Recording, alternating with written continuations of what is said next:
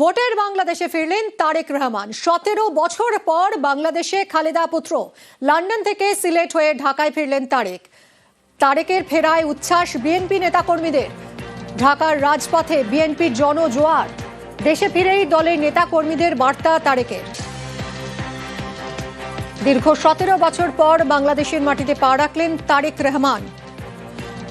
কথা বলবো সান্নিকের সঙ্গে। সান্নিক, এই 12 ফেব্রুয়ারি বাংলাদেশে ভোট হওয়ার কথা, তার আগে দলের হাল ধরতে দেশের মাটিতে ফিরলেন তারেক রহমান। বাংলাদেশের রাজনীতিতে এটা কতটা গুরুত্বপূর্ণ?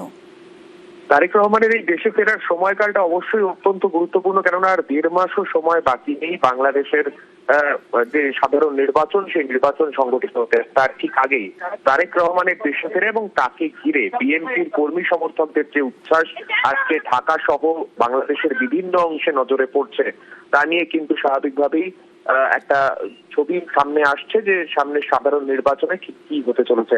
কেননা সামনের যে নির্বাচন আসতে চলেছে, আমরা জানি এবছর আওয়ামী লীগ যেহেতু তাতে অংশ নিতে পারবে না, তাই বিএনপি যে অন্যতম ফেভারিট এই নির্বাচনের ক্ষেত্রে তা কিন্তু একেবারেই স্পষ্ট। আর সেই পরিস্থিতিতে খালেদা জিয়ার পুত্র তারেক রহমান তিনি যখন আজকে প্রায় 17 বছর পর দেশে ফিরলেন, তখন তাকে ঘিরে বিএনপির কর্মী সমর্থকদের মধ্যে উচ্ছ্বাসের ছবি কিন্তু একেবারে চোখে পড়ার মতো। আজকে 11টা 43 তিনি ঢাকা বিমানবন্দরে অবতরণ করেন। তারপরে মির্জা ফখরুল ইসলাম, যিনি বিএনপির বাংলাদেশের মহাসচিব, তিনি তাকে আজকে বাংলাদেশের ঢাকা বিমানবন্দরের যে ভিআইপি লাউঞ্জ, সেখানেই তাকে স্বাগত জানান। এবং তারপরে যে ছবি দেখতে পাওয়া যায়, তাকে ঘিরে বাংলাদেশের ঢাকা বিমানবন্দরের বাইরে কর্মী সমর্থকদের ভিড়ও কিন্তু ছিল একেবারে চোখে পড়ার মতো।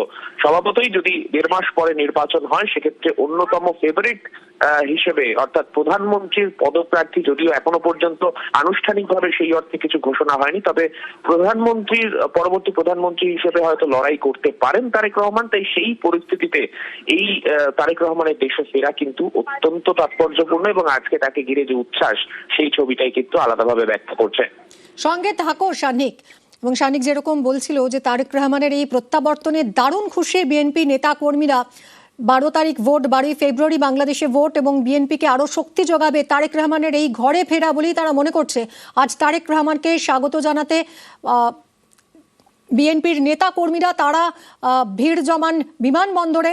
গতকাল থেকেই তারা ট্রেনে বাসে করে আসতে শুরু করেন। তাদের প্রিয় নেতা ফিরে এসেছেন দেশে এবং তাকে স্বাগত জানাতে উচ্ছ্বসিত বিএনপি নেতা কর্মীরা। রাস্তা জুড়ে ব্যানার, পোস্টার লাগানো হয়েছে। মা মাটি ডাকছে, তারেক রহমান আসছে, এরকমই সব স্লোগান, নানা পোস্টার দেখা যায়। তাকে সংবর্ধনার বিশেষ আয়োজন করা হয়েছে। বিএনপি নেতাকর্মীরা স্বাভাবিকভাবেই উচ্ছ্বসিত।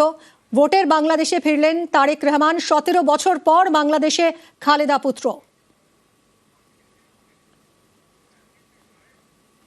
আমরা আজকে অত্যন্ত আবেগ আপ্লুত। আমরা আমাদের নেতাকে ফিরে পাবো আমাদের মাঝে। আমাদের দেশটা তারেক রহমান আমাদের রাজনীতির অভিভাবক এবং দেশনেত্রী বেগম খালেদা জিয়া আজকে এই বাংলাদেশের সর্বস্তরের জনগণের অভিভাবকে পরিণত হয়েছেন। দেশনেত্রী বেগম খালেদা জিয়া আপসহীন নেতৃত্বে এই দেশের জনগণ প্রাণ ফিরে পেয়েছে এবং দেশনেত্রীর বলিষ্ঠ নেতৃত্বে, দেশনায়ক তারেক রহমানের আপসহীন নেতৃত্বে আজকে আমরা দেশ থেকে স্বৈরাচার হটাতে সক্ষম হয়েছি। আজকে আমরা স্বাধীনতার স্বাদ পেয়েছি। তারেক রহমানের দেশে ফেরা আরো চাপে কি ইউনূস? চাপ বাড়লো জামাত ও এনসিপির। 17 বছর পর বাংলাদেশে ফিরলেন তারেক রহমান। বিএনপির ভারপ্রাপ্ত চেয়ারম্যান তারেক রহমান প্রাক্তন প্রধানমন্ত্রী খালেদা জিয়ার ছেলে তারেক। প্রধানমন্ত্রী হওয়ার দৌড়ে অ্যাডভান্টেজে অবশ্যই তারেক রহমানের প্রত্যাবর্তনে খুশি বিএনপি কর্মী সমর্থকরা। সান্নিকের সঙ্গে কথা বলবো। সান্নিক, অবশ্যই প্রধানমন্ত্রী হওয়ার দৌড়ে এগিয়ে রয়েছেন তারেক রহমান, যেটা চাপ বাড়াচ্ছে কি ইউনূসের? এবং অন্তত বাংলাদেশের যদি সাম্প্রতিক ঘটনা প্রবাহের দিকে তাকানো যায়, সরাসরি ভাবে ইউনূস সরকার সেরকম কিছু অফিসিয়ালি কিছু না করলেও কিন্তু তার উপর যে চাপ স্পষ্ট, সেই বিষয়টা কিন্তু ঘটনা প্রবাহ থেকেই সামনে আসছে। কেননা সাম্প্রতিককালে আমরা দেখেছি যখন থেকে নির্বাচন ঘোষণা হয়েছে তারপর থেকেই বিভিন্ন ঘটনা এমন বাংলাদেশে ঘটেছে যাতে নির্বাচনের ভবিষ্যৎ নিয়ে কিন্তু একটা প্রশ্ন চিহ্ন সামনে আসছে। এবার স্বভাবতই প্রশ্ন উঠবে, যদি নির্বাচন না হয় সেক্ষেত্রে লাভ আখেরে কার? সেক্ষেত্রে সবাই জানে সেক্ষেত্রে এত অন্তর্বর্তীকালীন সরকারকে আরো কিছুদিন দায়িত্ব সামলাতে হতে পারে, তাই সেক্ষেত্রে কিন্তু ইউনূসেরই লাভ। তাই এই ধরনের পরিস্থিতি তৈরি করে কোথাও মসনদে টিকে থাকার একটা চেষ্টা কিন্তু ইউনূস সরকার করছে, সেইটা কিন্তু একেবারেই স্পষ্ট।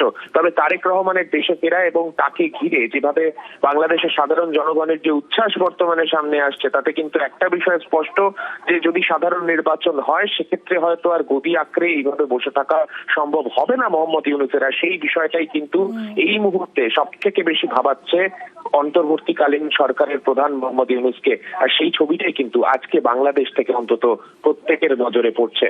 একদমই সঙ্গে থাকো সান্নিক। এই তারেক আহমেদের দেশে ফেরা কতটা চাপ বাড়াচ্ছে ইউনূসের উপর, কতটা চাপ বাড়ছে জামাত এবং এনসিপির উপর, এই সবকিছু নিয়েই আমরা কথা বলেছিলাম আন্তর্জাতিক সম্পর্ক বিশেষজ্ঞ মৈনাক পুততুণ্ডের সঙ্গে। শুনুন তাঁর ব্যাখ্যা। সব থেকে বেশি চাপ যদি উপর বেড়ে থাকে সেটা তথাকথিত প্রধান উপদেষ্টা মোহাম্মদ ইউনূসের উপরে কিন্তু চাপটা বেড়েছে। দেখুন, তিনি এবং তারই অনির্বাচিত উপদেষ্টারা মিলিয়ে বাংলাদেশে যে পরিস্থিতি তৈরি করেছেন, পুরোপুরি শাসন ব্যবস্থার যে ফেলিও আমরা বাংলাদেশে দেখতে পাচ্ছি এই মুহূর্তে, মবক্রেসি চলছে, মবের শাসন চলছে, সেই জায়গা থেকে ইউনূস যে ব্যর্থ হয়েছে তো প্রমাণিত, এটা বাংলাদেশের মানুষও কিন্তু এখন বুঝতে পারছেন। কাজেই নতুন একটা লিডারশিপ যদি আসে তাহলে সেটা কিন্তু বাংলাদেশের মানুষ সমর্থন করবেন বলে আমার কিন্তু মনে হয়। অর্থাৎ আমরা যে ব্যাটেলটা দেখতে চলেছি সেটা হচ্ছে একটা রিইনভিগোরেটেড বিএনপি প্লাস যদি রিইনভিগোরেটেড আওয়ামী লীগেরও ব্যাটেল হয়, এই ব্যাটেলটা কিন্তু দেখতে চলেছি। ইউনূস আমার মনে হয় তিনি হয়তো কিছু সারিতে চলে যান।